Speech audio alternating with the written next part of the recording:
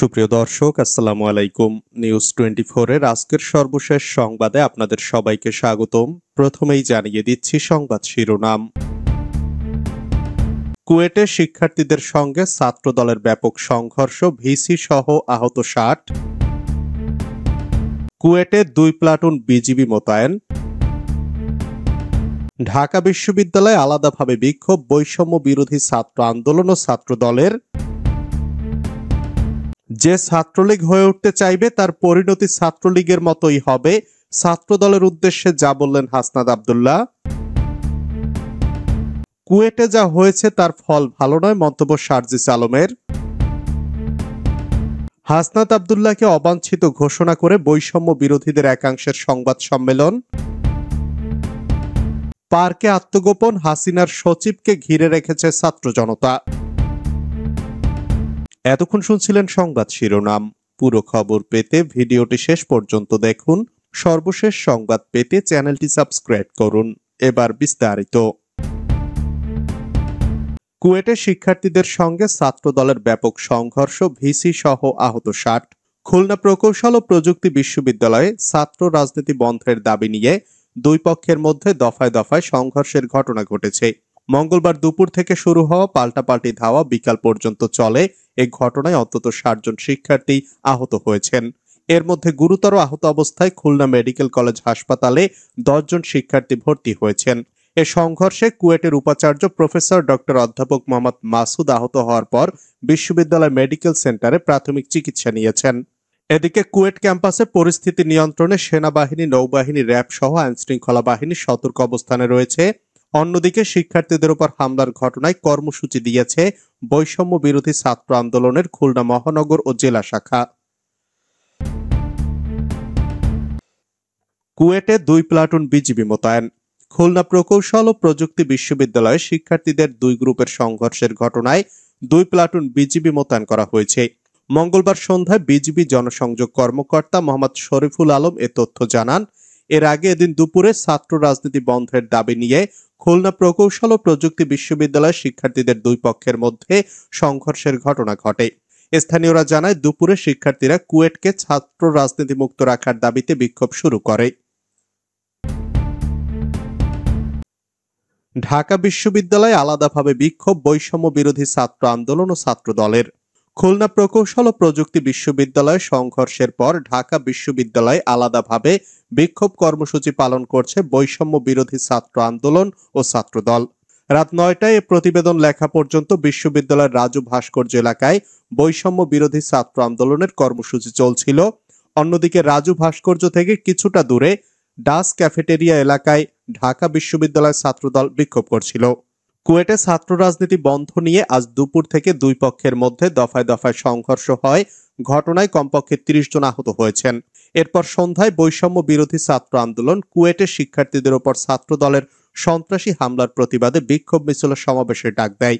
ঢাকা বিশ্ববিদ্যালয় বিক্ষোভ মিছিলের ডাক দিয়ে ছাত্রদল বলেছে, কুয়েটের সাধারণ শিক্ষার্থী ও বৈষম্য বিরোধী ছাত্র আন্দোলনের ব্যানারকে অপব্যবহার করে ফর্ম বিতরণের অভিযোগ এনে ছাত্রদলের নেতাকর্মীদের উপর গুপ্ত সংগঠন, শিবির ও নিষিদ্ধ ঘোষিত সংগঠন ছাত্রলীগের কতিপয় সন্ত্রাসীরা নৃশংস হামলার প্রতিবাদে তাদের এই কর্মসূচি। কুয়েটের অন্তত 5টি সূত্র জানায়, গত 5ই আগস্ট আওয়ামী সরকার পতনের পর থেকে কুয়েটে ছাত্র রাজনীতি নিষিদ্ধ আছে। কুয়েটে ছাত্র রাজনীতি যাতে আবার শুরু হতে পারে সেজন্য ছাত্রদলের কর্মীরা গতকাল সোমবার ক্যাম্পাসে লিফলেট বিতরণ করেন। এর পরিপ্রেক্ষিতে আজ বৈষম্য বিরোধী ছাত্র আন্দোলনের শিক্ষার্থীদের নেতৃত্বে শিক্ষার্থীরা ছাত্র রাজনীতির ঠিকানা এই কুয়েটে হবে না, দাবি মোদের একটাই, রাজনীতিমুক্ত ক্যাম্পাস চাই, এই ক্যাম্পাসে হবে না রাজনীতির ঠিকানা সহ বিভিন্ন স্লোগান দিতে দিতে বিশ্ববিদ্যালয়ের হলগুলো প্রদক্ষিণ করেন। এ সময় ছাত্রদলের কর্মীরা পাশ দিয়ে যাওয়ার সময় কেন্দ্রীয় জামে মসজিদের সামনে দুই পক্ষের মধ্যে উত্তেজনা দেখা দেয়। পরে পাল্টাপাল্টি ধাওয়া শুরু হয়, যা কুয়েটের বাইরেও ছড়িয়ে পড়ে। যে ছাত্রলীগ হয়ে উঠতে চাইবে তার পরিণতি ছাত্রলীগের মতোই হবে, হুঁশিয়ারি হাসনাতের।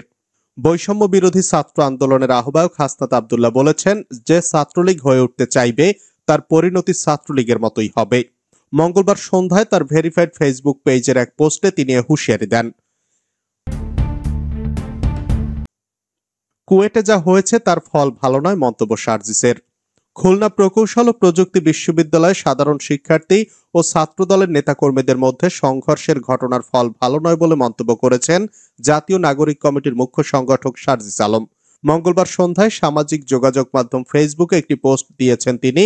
ওই পোস্টে সার্জিস আলম লিখেছেন, কুয়েটে আজকে যা হয়েছে তার ফলাফল কখনোই ভালো হবে না। তিনি আরো বলেন, ছাত্রলীগের বৈশিষ্ট্য আর শেষ পরিণতি থেকে শিক্ষা নিতে না পারলে দিন শেষে অবস্থা ছাত্রলীগের মতোই হবে। হাসনাত আব্দুল্লাহকে অবাঞ্ছিত ঘোষণা করে বৈষম্য বিরোধীদের একাংশের সংবাদ সম্মেলন। 6 মাসের জন্য চট্টগ্রাম মহানগর উত্তর ও দক্ষিণ জেলার কমিটির অনুমোদন দেন কেন্দ্রীয় কমিটির আহ্বায়ক হাসনাত আব্দুল্লাহ ও সদস্য সচিব আরিফ সোহেল। 3টি কমিটিতে মোট 754 জনের নাম রয়েছে। সোমবার দিবাগত রাত 12টার দিকে এসব কমিটি ঘোষণা করা হয়। তবে এই 3 ইউনিটের কমিটি বাতিল না করা পর্যন্ত বৈষম্য বিরোধী ছাত্র আন্দোলনের আহ্বায়ক হাসনাত আব্দুল্লাহ ও সদস্য সচিব আরিফ সোহেলকে চট্টগ্রামে অবাঞ্ছিত ঘোষণা করা হয়েছে কমিটির একাংশের পক্ষ থেকে। মঙ্গলবার দুপুরে চট্টগ্রাম প্রেস ক্লাবের এস রহমান হলে সংবাদ সম্মেলন করে তারা এই ঘোষণা দেন।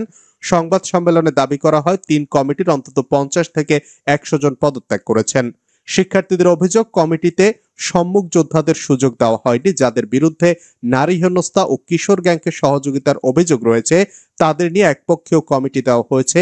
সনাতন ও অন্যান্য ধর্মাবলম্বীদের মূল্যায়ন করা হয়নি, নারী সহযোদ্ধাদের অবমূল্যায়ন করা হয়েছে। পার্কে আত্মগোপন, হাসিনার সচিবকে ঘিরে রেখেছে ছাত্র জনতা। যশোরে শেখ হাসিনার সাবেক সামরিক সচিব মেজর জেনারেল সালাউদ্দিন মিয়াজিকে ঘিরে রেখেছে ছাত্র জনতা। তিনি ঝিনাইদহ 3 আসনের এমপি ছিলেন। মঙ্গলবার সন্ধ্যা থেকে সদর উপজেলার চাচড়া ইউনিয়নের রুদ্রপুর গ্রামের শ্যামল ছায়া পার্কে তাকে অবরুদ্ধ করে রাখা হয়। নিজের এই বিনোদন কেন্দ্রে সাবেক এই সামরিক সচিব আত্মগোপন করেন বলে জানিয়েছেন প্রত্যক্ষদর্শীরা। রাত 10টায় ঘটনাস্থলে দেখা যায় শ্যামল ছায়া পার্কের প্রধান ফটকে বৈষম্য বিরোধী ছাত্র আন্দোলন ও জাতীয় নাগরিক কমিটির বেশ কিছু নেতাকর্মী সহ বিপুল সংখ্যক মানুষ রয়েছেন। ভেতরে রয়েছেন সেনা ও পুলিশের সদস্যরা। নুরুজ্জামান নামে এক শিক্ষার্থী বলেন, এখানে শেখ হাসিনার ডামি এমপি মিয়াজি আত্মগোপনে রয়েছে শুনে আমরা পার্কে আসি, কিন্তু আমাদের মারধর করেন পার্কের লোকজন। পরে লোকজন জড়ো হয়ে পার্ক ঘিরে স্লোগান দিতে থাকেন। বৈষম্য বিরোধী ছাত্র আন্দোলন যশোরের আহ্বায়ক রাশেদ খান বলেন, মিয়াজিকে আটক না করা পর্যন্ত আমরা ঘটনাস্থল ছাড়ব না। টঙ্গীতে যুবদল নেতার কবজি কেটে নিল নিষিদ্ধ ছাত্রলীগ। ফুটপাতে চাঁদার হাত বদল নিয়ে 2 গ্রুপের সংঘর্ষে 2 পক্ষের মধ্যে কয়েকজন আহত হওয়ার খবর পাওয়া গেছে। এতে নিষিদ্ধ ছাত্রলীগ কর্মীদের চাপাতির কোপে শান্ত ইসলাম নামের যুবদলের এক নেতার হাতের কবজি বিচ্ছিন্ন হয়ে গেছে। গতকাল সোমবার বিকেল থেকে রাত পর্যন্ত টঙ্গী 27 এলাকায় এ ঘটনা ঘটে। আহত শান্ত স্থানীয় 50 নম্বর ওয়ার্ড যুবদলের সভাপতি প্রার্থী। প্রত্যক্ষদর্শী ও পুলিশ জানায়, 27 এলাকায় 5ই আগস্টের আগে ফুটপাতে চাঁদা তুলত নিষিদ্ধ ছাত্রলীগ কর্মী মামুন ও মুন্না গ্রুপ। 5ই আগস্টের পর যুবদল নেতা প্রিন্স ও জুয়েল ফুটপাত দখল করতে গেলে মামুন ও মুন্না গ্রুপ প্রতিরোধ করে। এ সময় তাদের মধ্যে সংঘর্ষ হলে নিষিদ্ধ ছাত্রলীগের নেতাকর্মীরা চাপাতে দিয়ে কুপিয়ে শান্তর কবজি হাত থেকে বিচ্ছিন্ন করে দেয়। এ সময় যুবদল কর্মী রাব্বি নামে আরেকজন আহত হয়। এ ঘটনায় নিষিদ্ধ ছাত্রলীগের একজন আহত হওয়ার খবর পাওয়া গেলেও তার নাম জানা যায়নি।